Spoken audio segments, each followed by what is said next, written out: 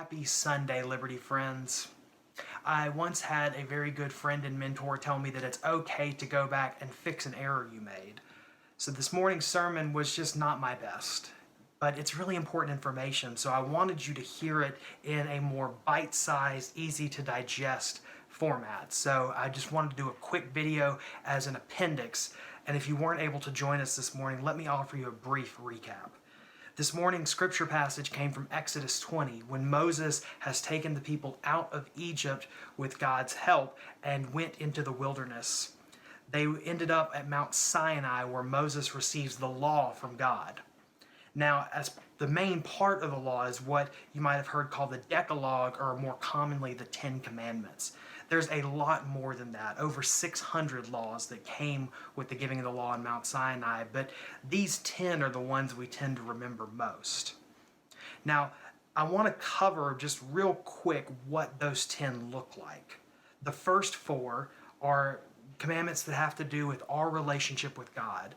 Things like, I am God, you should have no other God before me, you should not have any graven images, and do not use the Lord's name in vain.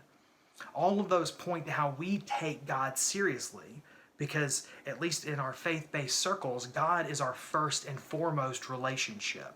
And so it makes sense that with the giving of the law, the first laws establish a certain set of rules and regulations around that relationship. Now, the middle one is the one that I really honed in on for a bit this morning about Sabbath. Sabbath does have to do with our relationship with God, but also has to do with our relationship with ourselves and consequently our relationship with other people. If we work too often, we run the risk of burning ourselves out. And if you've been burnt out before, you realize it's hard enough to care about yourself, much less your relationship with God and whether or not you're being kind to others. And then finally, the last 5 commandments are commonly seen as the thou shalt nots, the what you don't do's. Things like murdering, stealing, adultery, coveting your neighbor's stuff, and offering false testimony or witness. Now, this is the part that I failed to mention this morning.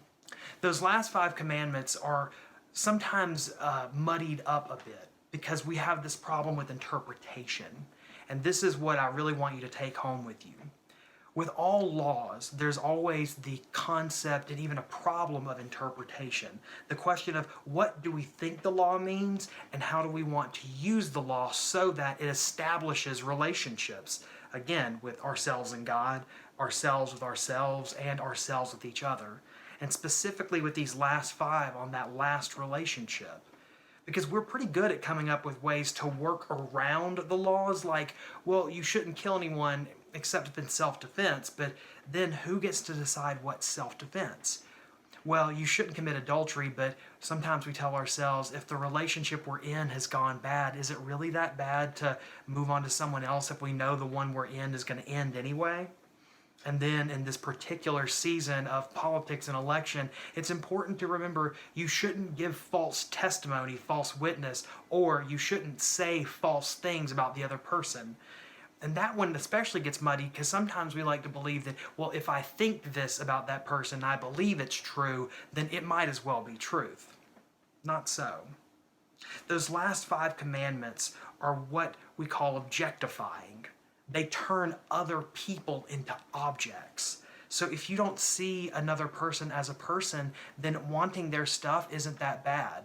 Or stealing from them might not be that bad, especially if we think maybe they don't deserve what they've got.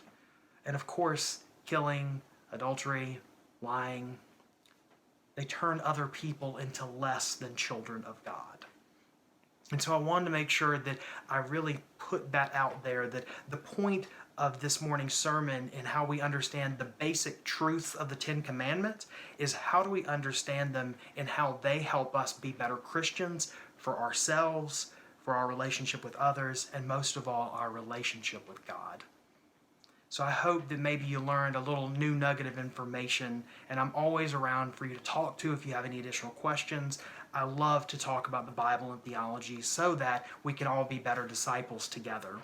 This thing called church happens in community. That's the only way it works.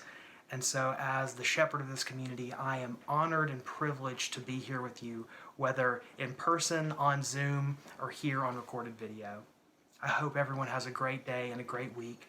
Hopefully I'll see some of y'all on Wednesday evening, and if not, I'll see you next Sunday when we talk about Psalm 23 and how God's grace is a basic of the faith that we can all use to remember a little more each day. Have a great weekend, everyone. Bye-bye.